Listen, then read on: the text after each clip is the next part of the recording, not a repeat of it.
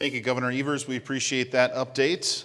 Want to now pivot to a presentation bringing us the latest on the domestic and international efforts from the Department of Agriculture.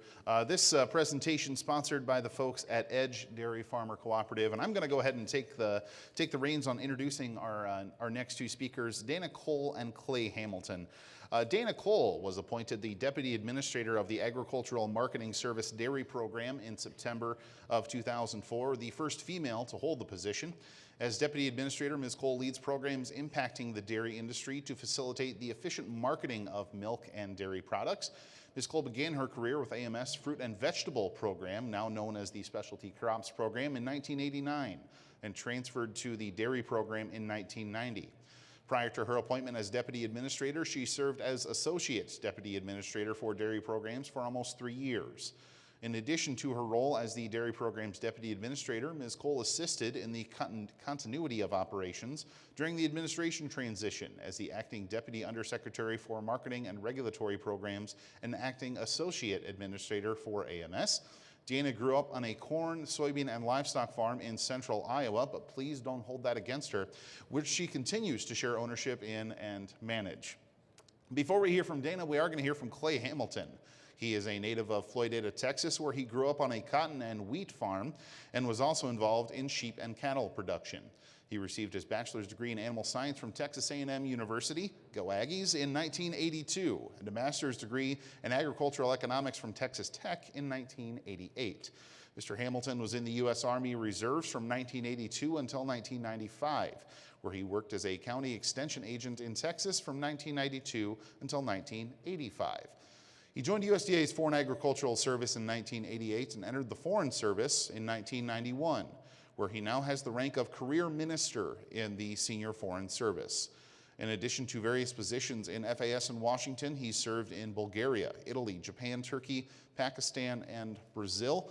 Clay began his duties as Associate Administrator and General Sales Manager for FAS in 2018. Please help me in welcoming Clay to the stage.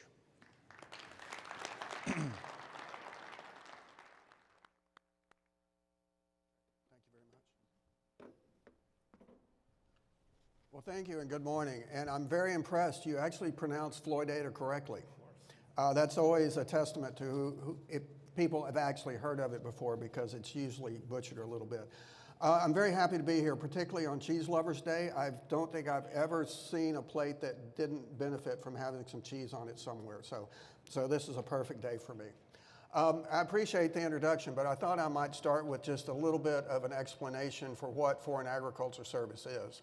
We are the agency within the U.S. Department of Agriculture that represents U.S. agriculture overseas. So we have offices in 67 countries. We have about 110 officers overseas at any one time, 300 local staff that support us. And so we're the ones that are over there helping promote your exports, figure out what's going wrong when there's a problem, and helping fix that. So we are the Secretary's direct representative and advisor on anything related to international trade. As he mentioned, I've served overseas in quite a few capacities, and just to let you know, FAS has 4 main areas. One is market promotion. We do a lot of trade promotion. We do trade missions, trade shows. I always loved it when your groups would come over and we would have cheese tastings. You know, U.S. cheese can compete with anyone in the world, even Europe, no matter what the Europeans say. We also do quite a bit of policy work. So we work very hard to try to level the playing field to make sure that you as producers and exporters can compete fairly with other parts of the world. So we work very hard to identify barriers. If a country puts in regulations that exclude your products, we do everything we can to get that changed. We also work internationally with like the WTO, Codex, other international bodies to try to establish science-based free market type regulations that the world follows so that we have a better chance to compete. We do capacity building, and I know a lot of people here in Wisconsin have helped us quite a bit. We do training for people in our Cochrane and Borlaug programs, where we bring people from other countries in to learn how we do things. It may be that they come participate in a trade show, or maybe they come work with our regulators to understand how we do our process. Or maybe they come and do a seminar with one of the universities to learn about biotechnology or dairy practices or other things. And so we work quite a bit with some of the trade associations here and the University of Wisconsin on that. The other thing that we do is data analysis. I mentioned that we've got offices across the world, and one of the main things those offices do is that they collect data and they put it into reports. So if you're ever interested, you can go to our website. We have what we call the GAIN system. It's Global Analysis and Information Network. And you can search by country, by commodity, and there's a whole host of reports there. Up-to-date information about what a country's producing, what they're buying, what the quality is, what the policies are. So all of that goes together into FAS. And so we work a lot with the U.S. Trade Representative's Office, the Commerce Department, and other agencies. We also work hand in hand with Ag Marketing Service and other things, because the more we understand how things work domestically for you as producers, the more able we are to support you overseas. We also work very closely to make sure that as regulations are developed in the United States, they don't inadvertently do something that makes it harder for you to export.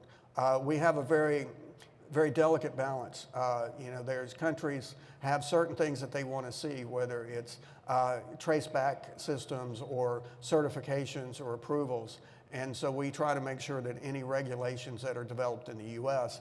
don't make it, put us in a situation that we can't meet those expectations overseas. Now, as far as trade goes, this is a banner year. Secretary Vilsack recently said that 30% of what the U.S. exports goes overseas. And from what I've talked to people, that 30% is basically the profit margin for all of agriculture. For beef production, you get 50 cents a pound for beef tongues. Japan buys it for $7 a pound. Beef tendons. There's a lot of things that we don't consume that much here. Chicken leg quarters, other things, a lot of the dairy byproducts. There's not as much demand here, but there's a big demand overseas. So the more we can export and meet those demands, the better off you are, because that adds dollars to your pocket. This year is going to be a record, and by this year I mean 2021. Our trade numbers are always about 6 weeks behind. But what we're forecasting for total exports for 2021 is $175.5 billion. That's $25 billion more than the year before, and that's fantastic. Now, that's not all demand. That's not all increase in quantity. Some of that is due to the high prices that farmers are enjoying right now. But still, that's a tremendous benefit for our economy. Dairy shared with that. They increased total exports by 200 million up to 7.7 billion. Now, Wisconsin, you should be proud. Y'all account for 28% of that export. I think y'all exported almost $1 billion in dairy products in 2021.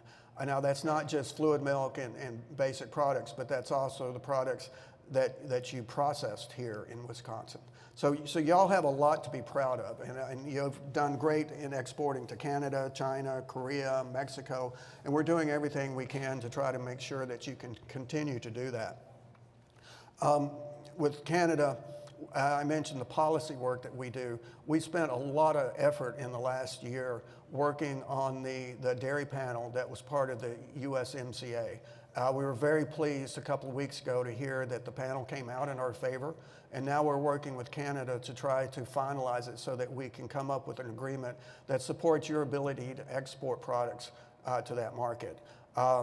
Mexico, we've been working with them to make sure that your products can still get in there, and we just worked out an agreement with Colombia, where they wanted to put in a barrier for exports. They had an anti-dumping case against us that we were able to provide information to overturn that. China, we're still working very hard to try to make sure that that market stays open for you. You did an excellent job last year. I think you had $660 million in exports to China. A lot of that is due to the phase one agreements that we signed a little over a year ago. China has done pretty well this year. We're looking at exporting $40 billion to them. The year before, it was quite a bit less than that. So we're trying to maintain that growth. We're discussing with them now what we're going to do now that phase one has ended. What's the next step on that? Anything to do with China is always a little difficult. I mean, they really believe in self-sufficiency. There's some other issues going on outside of agriculture.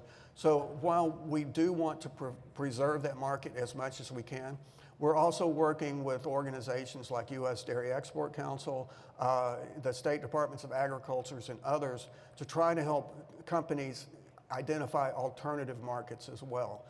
That's one thing we learned during the trade war a couple of years ago, is when you lose 20 or 30 billion in one month, you've got to find a place for that extra product. And so we're working to find alternative markets in Asia, Africa, Latin America. And so we're very eager to talk to the producers to see what their ideas are and how we can support them. Our offices are always happy to have people come in and talk with them about the opportunities in there. The last thing I wanted to touch on is climate change and sustainability. That's something that's a high priority for the administration and also for Secretary Vilsack. But as having grown up on a farm, I was very pleased to hear the way he phrased it. He said that, climate change is real. We've got to deal with it. We've got to find better ways of doing things so that we can provide safe, healthy, sustainable products. But he said, farming's a business. You can't legislate or force anything on farmers that they can't pay for. And that's kind of the watchword that we use whenever we do anything in talking about climate change and sustainability. FAS kind of represents the department overseas in these discussions, and the Secretary's been very active in talking to his counterparts in other countries. And a good example is the European Union. They have the Farm to Fork legislation where they really are pushing sustainable products that they want low inputs, little pesticide, little herbicides, things like that. And while we agree with the goal, which is safe, sustainable food, we don't necessarily agree with the methodology. USDA is promoting things that we can use to be better, to produce more product with innovation. We believe in biotechnology. We believe in using technology to the advantage. We know you need to use pesticides or chemicals at certain points.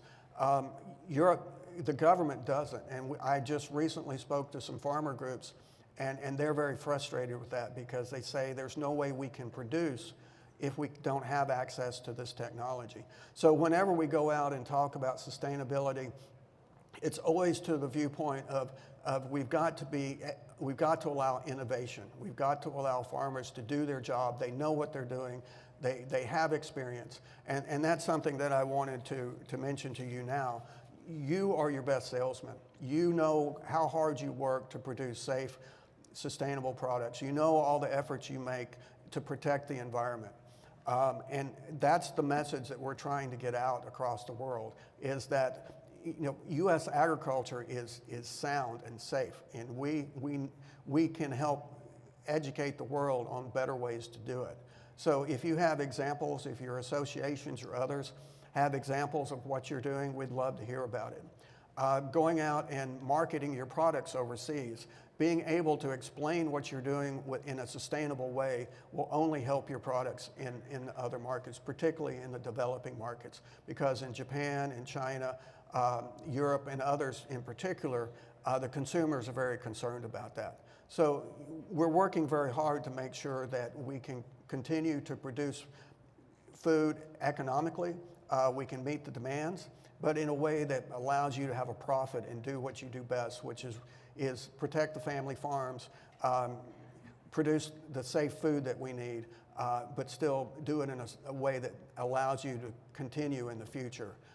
So I just wanted to close on that. I think that's looking to the future is something that, you know, we try to spend a lot of time doing. What are the things we've got to develop? Where do we need to go?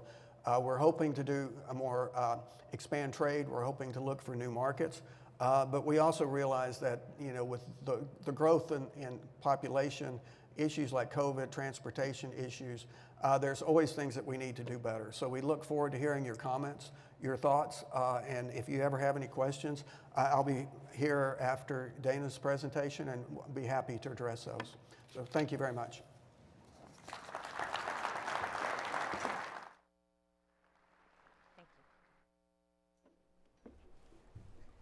Good morning. I'm louder than all of you, and I'm from Iowa. And Spencer, I caught that crack, okay?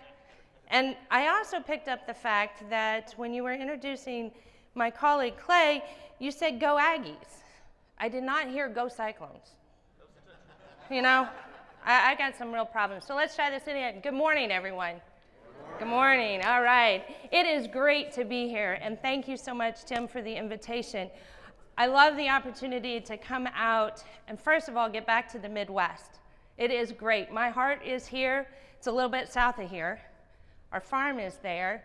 Love it, but I will admit, when I stepped outside this morning, I thought, you know, this is why I don't live in Iowa right now. This is dang cold, and I've become a wimp. I will admit to that. I was in Savannah yesterday. I'm here today, and I'm headed out to California. All of this travel to talk with producers and to find out what is happening and what you're interested in and the kind of modifications you want to make. And I said to Tim, you know, dang, that forecast in Madison's not looking too good. He said, Dana, look at it this way. Just figure out what your uniform average temperature is and we'll be good. And that's at about 45, so I'm all set. I mentioned uniform average temperature because one of the responsibilities I have at USDA is the Federal Milk Marketing Order Program. I'm going to emphasize that is a producer program.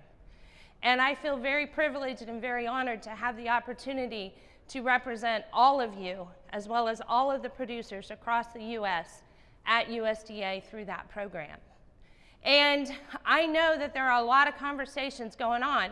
That's why I'm on the road. That's why I'm meeting with producers in all areas, because the opportunity has come.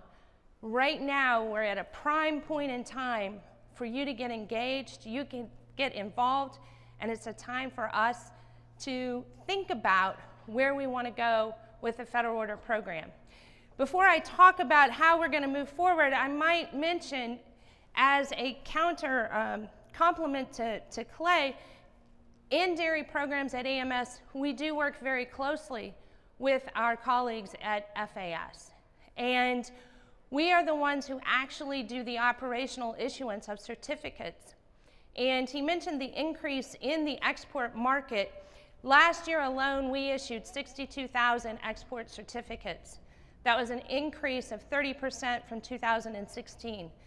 Those are certificates that are needed to get products into 126 different countries. And while you are not impacted on that actual certificate and actually moving that product in there, it's important for you to understand that we at USDA are working to make certain that product gets in there, because that does impact the price that you're going to receive back here. If we can't get that product moving internationally, then we see a backup here in the US. And right now, you know, about 1 day's production per week moves overseas. So it's very important. And we're excited to have that partnership. And we've had a lot of challenges over the last year. We've had a lot of opportunities to excel in the export arena. We've had negotiations with the EU, and as Clay mentioned, we worked hard to make certain that there were not restrictions put on the U.S. industry to make it more difficult for us to meet their requirements to get that product overseas. So we're very excited about all of the opportunities that abound in that export arena. And the good thing, the great thing for us in dairy is we have a secretary who understands our industry. They mentioned I started at USDA a few years ago. I was very young, okay? I started very young. And in my entire career, I have never experienced a secretary who understands dairy to the in-depth that Secretary Vilsack does. And that is a great opportunity for us. He understands the issues that are presented to the industry, and he understands the importance of trade. So, where are we going and what is happening? The federal order program gets a lot of attention. And right now, there are conversations abounding, and that is in part due to the fact that we're looking at a farm bill coming forward. And people are interested in figuring out what is it we want to put in that farm bill. Now, some people like to call it federal order reform. We did a major reform in the late 90s. I don't want to call it a reform. I'd prefer we say we're doing a modification of the current federal order system. The federal order system is a program really designed to, it establishes minimum prices, and that's the key, they're minimums. They're minimums. It's also a program that allows the market to function as the market would function. You're predominantly in a manufacturing area up here.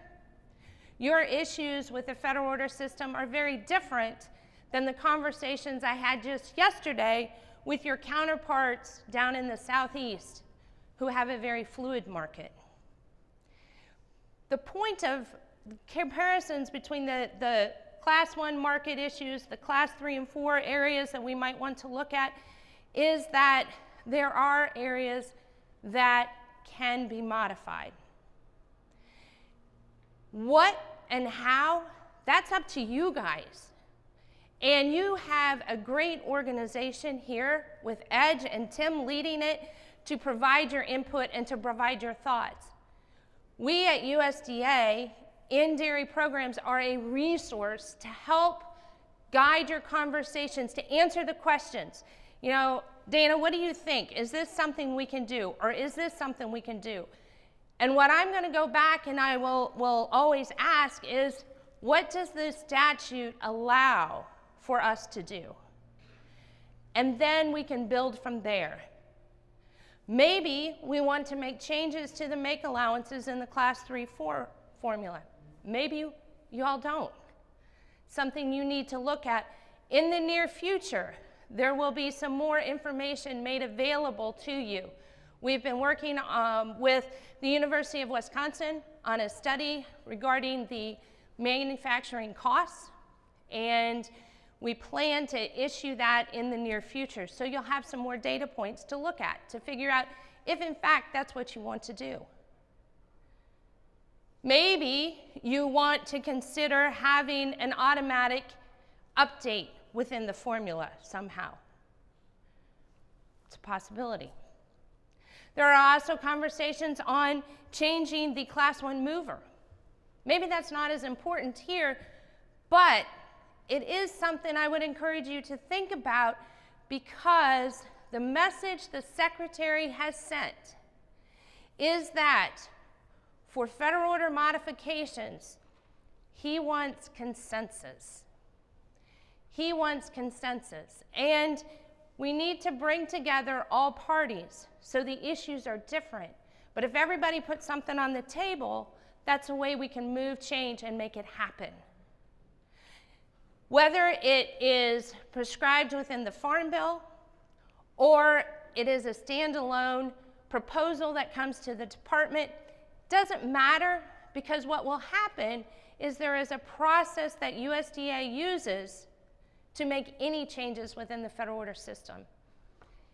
And this process, while frequently I hear complaints about it, it is a process that is designed to ensure that you as producers, Edge as a cooperative, has an opportunity to provide input, and it is a transparent process.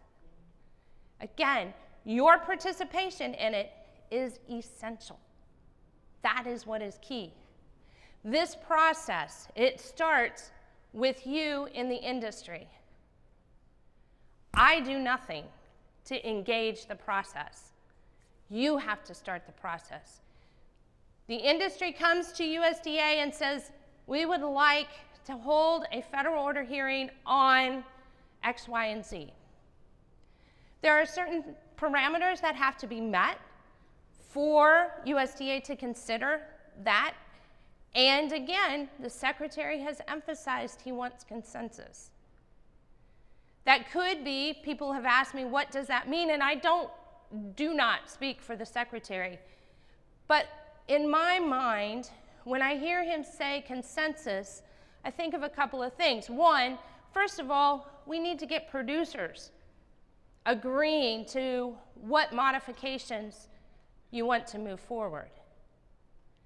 Again, as I mentioned, we have producers who have your issues here in a manufacturing area, the Southeast in a Class 1 deficit area, very different. So you come forward with a proposal, we ask questions, help you be prepared with that, and then USDA has 30 days to decide, yes, we're going to move forward, no, we're not going to move forward, or we need more information. If we decide to move forward, we have to issue some things that are required for legal reasons. And the first one is a hearing notice. It just basically announces we're going to the hearing. Once we issue that, though, USDA can no longer talk with you. We can talk with you about the process. We can talk with you about specific data and provide you data, but we can't talk with you about the merits of the proposal. So what you are doing right now, the conversations that you are having in this room, that you're having as board, the directors are having, that you're having with your colleagues across the U.S. are essential. And it's very important that you utilize us as a resource while we can talk with you and can help provide information and guidance to the extent possible. Once we move into the rulemaking process, it's a formal hearing, people testify, it's just like you're in a courtroom. It's important because it's your opportunity to participate, it's your opportunity to present what you want to have USDA hear, and it's all transcribed, which makes it very transparent. You get another opportunity to file comments after the hearing, and then we at USDA process this information and we issue a recommendation. That recommendation, you again get an opportunity to comment on. And I always like this. I tell people, yep, that's when you get to say, hey, Dana, you really screwed this up. And I say, okay, tell me why. Write down, put on paper what USDA needs to do to change what our recommendation is. We then issue a final decision, and that is how the orders, depending, would be amended. Then once again, you all become engaged heavily in the process because, as I mentioned when I started, the Federal Order Program is a producer program. It's your program. Now this is great. I'm not certain how often this happens. You get to vote to put regulations on somebody else. You're voting to regulate the processors in a particular way. Kind of an interesting twist, right? Through that voting process, you're voting on the entire order as amended and determining if it will be implemented or if it will be terminated. Federal orders are approved based on 2/3 of the individuals voting in the referendum, or producers who represent 2/3 of the milk represented in the referendum. So it's very similar to voting for your governor. If you don't vote, it doesn't count. If you vote, it counts. Your cooperative can block vote on your behalf. Or they can elect to have you all receive an independent ballot and you can submit it in. Either way. Once we have approval, then the amended order is put in place and becomes effective. It's a pretty simple process, right? Well, okay, maybe not. It is a process that takes 12 to 18 months, and I know that is a long period of time. But I do believe it is important that we take that time because, again, it provides you the opportunity to participate and you to help influence and present evidence to determine where you want the federal order program to go. And having that time for input is essential. There are several different groups right now having these conversations, the exact ones that you're having, not on the same issues, but the exact ones. Several national groups are talking about holistic ways to modify the federal order program. Regional groups are talking about very specific things. It is important to note that depending on what the issues are, some of them may be appropriate to handle on an individual order basis. Others are appropriate to handle on a national basis. So, for example, the Class 3, Class 4 formulas and any changes that might be proposed on that would be something that would be handled across the entire order system. Every order votes on its own, so if there were a decision that we're going to change and amend the orders, each of the orders would do an independent vote, an individual vote. So no producers outside of the order that your milk is pooled on would be participating in your referendum. So if you're a producer who's associated with the Upper Midwest order, you'd only vote on the Upper Midwest order. So nobody else can impact what happens here other than you and your participation in the process. Other issues we're looking at more regionally and focusing in on individual orders. Lots of discussions on pooling, depooling. I don't even want to mention negative PPDs. That is a regional issue because the markets are very, very different.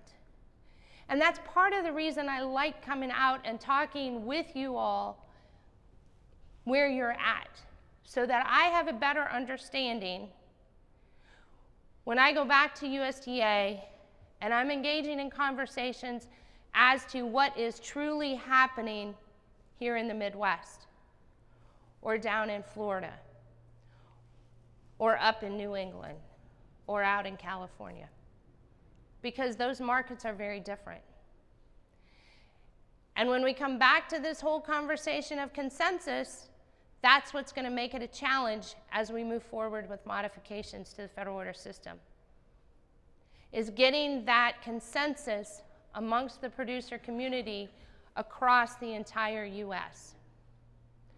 I do believe that it can happen. I do believe that everybody can come to the table and put forth modifications that will make the program stronger. I'd be remiss if I didn't emphasize a couple of things. It's important for you to know and remember, federal orders are only the minimum price. They're not the effective price. Some situations, they may be the effective price, but they're not intended to be. They're intended to be a minimum price. Federal orders do not tell you where to sell your milk. Federal orders do not tell any processors or proprietary plants or anyone who they can buy their milk from. Federal orders do ensure that you get paid by certain dates. if your milk is associated or pooled on an order. And I think as the program has evolved, as our dairy industry has evolved, this has become more and more important, those payment dates and making certain payments happen. We also provide a wealth of information to you to help you understand what is happening in the marketplace. That's up to you to utilize, but we make it available through the federal order system. And I'm privileged today to have with me Vic Halverson. I'll have him stand up. This is your go-to person right here. He is the market administrator for this area. And if you have questions, we're here to provide a service to you and to answer those questions. You call him. You can always call me, but I'll tell you something. Honestly, I'm probably not tuned into the specifics in the same way that Vic and his staff are. They'll be able to tell you everything happening. Utilize us for that market information. We also work very closely with Edge on testing and ensuring that you are getting accurate tests and weights for the milk that you're shipping. So the federal order system is a lot more than just that minimum price. There are a lot more resources there that provide a value to you in ways that maybe you haven't thought of. I am excited about the opportunities to have conversations about where the program can go and how it might move forward. But that conversation is going to be led by you. As I tell everyone, on my farm, I don't milk any cows. I don't buy any milk, and I don't make any products. So you have to be engaged. You have to step forward.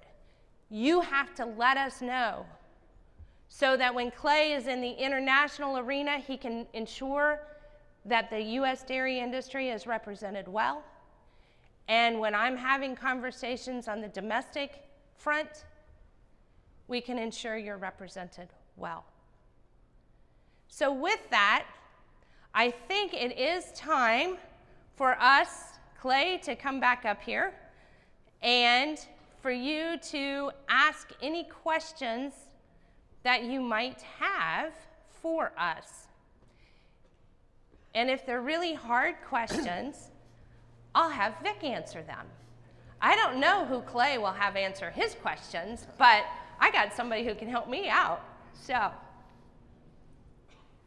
now I know you all aren't bashful because you're from the Midwest. And I know how Midwesterners are. And I love Midwesterners, so questions. Come on. Let's see if this is working. I would just like to ask, is your presentation you said yesterday to the Southeast dairy producers the same as yours today here? So the process, yes. The issues, no. What we were focusing on, what they're concerned about in the Southeast is that they are seeing a huge increase in population. I don't have the maps with me, but the southeastern United States is blowing up with people moving in. And when you flip that and look at the dairy production, it is declining rapidly. And they don't have enough supply to meet the demand. And so the question there is, what is it that they can do to help ensure that there is a sufficient supply of milk coming in, but not too much milk coming in to displace the local milk? Because they don't have any processing facilities. They don't have cheese plants where surplus supplies can go into. They've got a few, but it's not like it is here at all. So That's what the conversation is focused on in the Southeast. Now, we could talk about Class 1 differentials up here or add-ons to Class 1 differentials, but let's get real, okay? Y'all are sitting at about, what, 8%, 9% right now of Class 1 use? Is that really the driving issue for you all today? Probably not. They're looking at a Class 1 market in the neighborhood, depending on which order you're in, anywhere from 75 to close to 90%. So it is a very different conversation on issue. Same conversation on process. So with that issue conversation, they are contemplating doing something just within their region. They also want to participate in the national conversations on the movers and on the 3-4 formulas. But they're trying to figure out, is there something, an intra-order transportation credit, adjusting the current transportation credits they have an add-on on the Class 1 differential.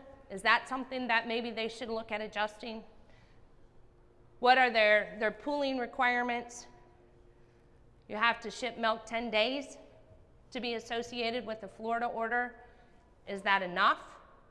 You know, those are the conversations there. I would be really surprised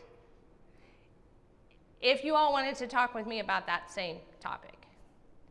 Wouldn't surprise me if you wouldn't want to talk about some of the pooling provisions maybe, or obviously 3-4 formulas, since that's a driver here in the manufacturing arena that we're in, which is great. We're here for Cheese Day. You all have the best cheese curds up here.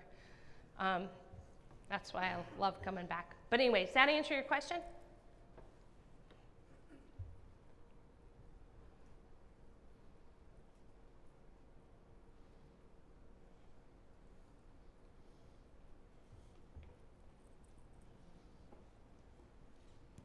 I have a question that maybe both of you could comment on. Thank you so much for being here with us today. One of the issues that we see with the orders is that it incentivizes really moving exports that are lower value exports out of the U.S. We end up having to dump powder, find a market, and take whatever the market will pay. What could you see as potential changes to the orders so that we can maybe refocus our export efforts on higher value products? And again, on the foreign ag service side of things too, how can we be better at moving higher value products? We see a lot of other major dairy exporters, their focus there, it's when you talk to the New Zealanders, you talk to the Europeans, that's what their focus is. We haven't really caught up. Great question. I don't know if you want me to start or you want to start, Clay. Go ahead. It follows on what you were just talking about, and then I'll finish it off. Yeah, so one of the issues that arises when we're looking at that export arena and changes within the federal order system that promote export of higher valued products, if you will, is what the implications are with WTO requirements, and this is where it gets into Clay's arena. This is where we have to have the conversations as to how far can we go, what is allowed for the U.S. to put in place within the federal order system. There have been, in the past, Europe has challenged the federal order system as looking at it as a subsidy. And we indicate and argue and articulate that it is not a subsidy to the U.S. dairy industry. It is a program that is driven off of market-based prices and reflecting that so that we don't move into an arena that we don't want to be in with the overall trade issues. Clay can talk to you more about what those trade requirements are and amber box consequences, et cetera. So, yeah. No, thank you. For the international standards within the WTO, we're limited in how much product, or how much money we can spend on what are considered subsidies. And the definition of subsidies is what always gets us in trouble. Other countries are very quick to take us to the WTO court when we do something because they feel like we, as one of the biggest players, we have the potential to distort the market. We agree with what Dana's saying is that anything that we're doing in the market orders are not subsidies, and so we argue very, very strongly that we're justified in doing what we need to do in order to make these adjustments. Now, as far as the market overseas, for the byproducts, the whey, the powder, things like that, that's pretty much a price market and a supply market. So if you've got the right price and you've got the supply, it's fairly easy to sell it overseas. There are some restrictions maybe that we have to work out on the certificates and other things.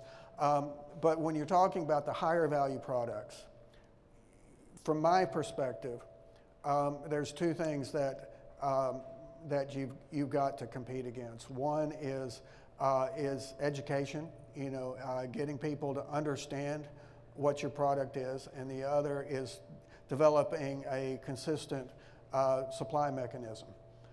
When I was in Brazil, they produce a lot of cheese domestically, but it's pretty basic cheese. They have mozzarella, they have some other cheese. We call it squeaky cheese because when you bite it, your teeth squeak against it, but it's good. But they don't really produce a lot of the high quality cheeses. They import those from Europe. And it was always very frustrating to me because I know we produce the same high quality cheese, and it's really hard for us to break into that market because the consumers and the importers automatically think, oh, we need to buy from the EU. And so a lot of that's education. It's getting out there, letting them know what your products are. And I can't remember exactly, but there was the World Cheese Competition where somebody from Wisconsin won, and we plastered that everywhere on social media and everything, just letting people know the U.S. has fantastic cheeses. So if you can get out there and educate them and show them what you've got, and we can help with trade shows and visits and things like that. And then the other is developing that supply mechanism so that you can supply it consistently, because depending on the country, that may not be there when you start. But if you can show them that there's a demand, that's a quality, and that you can supply it, I think you have a good chance for developing a market. And one thing I was remiss in mentioning, the EU, AMS has worked extremely hard helping us deal with a recent change in European certificate regulations. They changed their rules on composite products, which affect a lot of dairy. And so we had to go back and retool all of our certificates. And a lot of that fell onto AMS, and they did a fantastic job on getting that done. So we're good for that for now, until they come up with another change. Folks, this is a great discussion, but in the interest of time, we're going to need to wrap things up here. Please join me in thanking our guests from the Department of Agriculture. Thank you. Thank you.